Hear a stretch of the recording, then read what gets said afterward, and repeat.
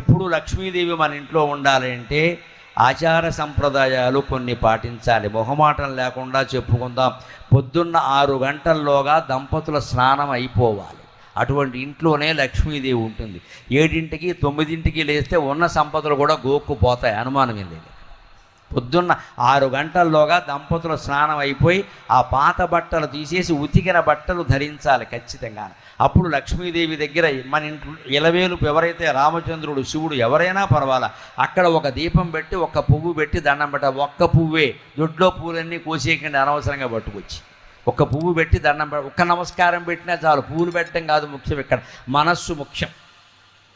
పెట్టాలి. తర్వాత వీలైతే ఓ స్తోత్రం ఏదైనా పారాయణ చేసుకోవాలి. కాసేపు జపమో ధ్యానమో చేయాలి, ఒక్క అరగంట. తర్వాత నీ పనులన్నీ చేసుకో, ఎవడు వద్దల్లా.